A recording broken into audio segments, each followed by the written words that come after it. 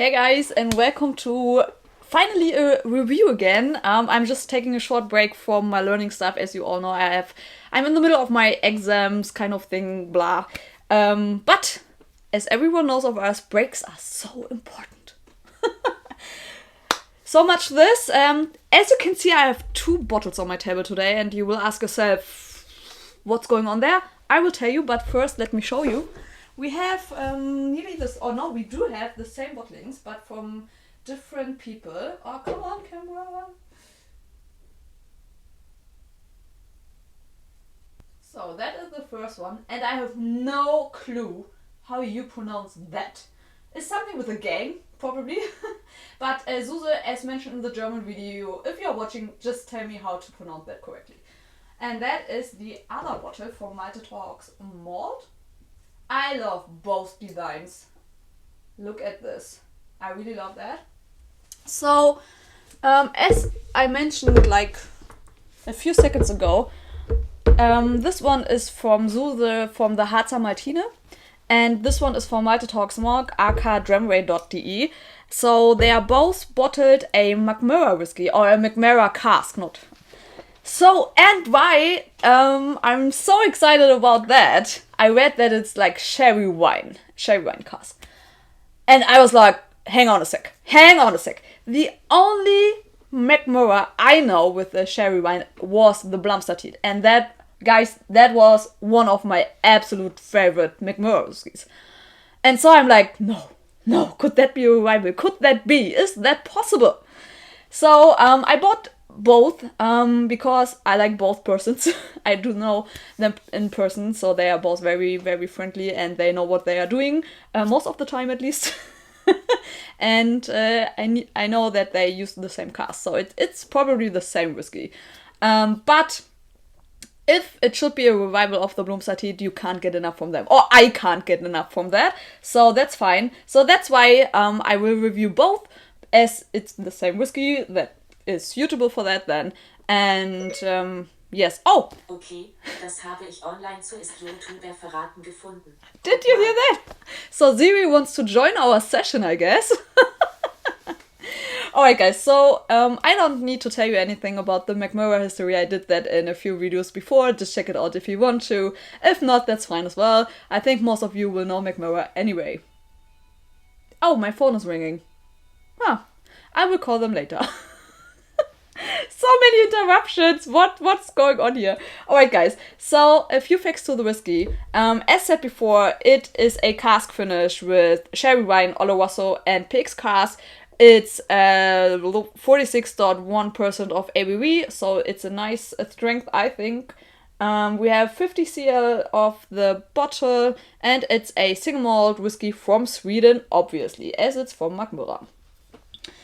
So, and when I read sherry wine, I need to get those bottles, and I'm lucky enough that I get one, so I'm really excited, and just like chat it out. But the question is now, as you know that it's sherry wine, and as you combining it with the Blomstertid, now I'm asking myself, how objective can that review be? I mean, tasting reviews are never very objective, obviously, but now that you know that in your head, it's like, yeah.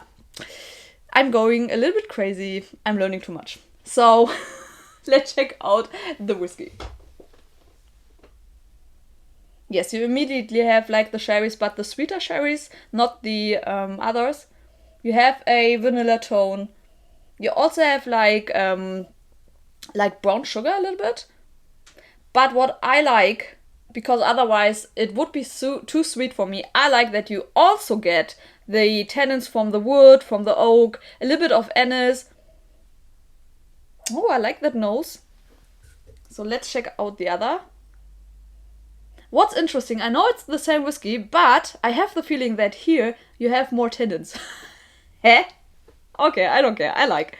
But all those sherries and all that we had in glass number 1. So the nose is so promising, and I'm really excited to try that. Now is the moment of truth. Score, guys.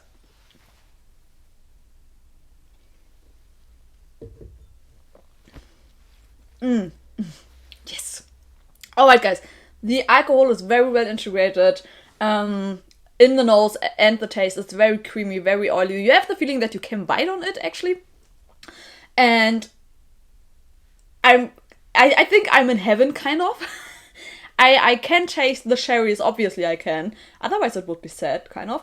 But not only the cherries, you have dark fruits, you have dark berries on the one hand, the vanilla tone on the other hand, a little bit of nuts as well. And what I like, because as mentioned before in the nose as well, if I just would have those components, it would be too sweet for me. As all of you know, I don't like sweet whiskey, or too sweet whiskey I don't like. But I'm so happy that you got, on the other hand, you've got the anise. Okay, most of you will say, hey, Holly, you don't like anise. Yeah, that's true, but it's fading away. So I just have it in the beginning, but that is helpful to make it more complex, if you know what I mean. And on the other hand, you have the tannins again from the oak. So you have a very well interaction between those components. It's not too sweet because of that, and you get a complex note because of the oak and so on. I like that. I like the cherries, and yes, it reminds me of the Blomstertid. But what's funny about, I checked my notes on the Blomstertid before, because it's like nearly a year ago. No, maybe half a year. I don't know when I could last try it. So I checked out my notes, and I don't have that much oak influence from the Blomstertid. That I wrote down that it is fruity like those two. You've got the sherry, obviously. You've got the vanilla and sweet tone, and I had a mark on it that it sometimes, depending on the day, could be too sweet for me. But I didn't have that much oak influence, and I'm so happy, guys, that these two have it, because now you have a really nice interaction between those components. And as I'm talking, I'm still I still recognize the whiskey, so the finish is so long. I was first, when I drank it first, I was like, phew, the finish is quite short to medium. But then it got back, and I was like, okay, what's going on here? So the finish is really long. I really like it, and you have more of the wood in the finish than of the fruit. But as you all know me, I do like that. You also get a slightly peppery note, which makes it even more complex. So yes, definitely both thumbs up from my side. I'm so happy that I could get my fingers or my hands on those two bottlings.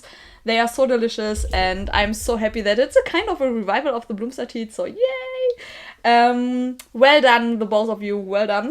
And now I want to know, like always, do you know the Blomstertid from Mackmyra? And if not, what is your favorite bottling of them? And yeah, just leave me a comment if you want to. Just write me. And now I'm going back to my table and start learning. Yay! And I say till next time, guys. Bye bye.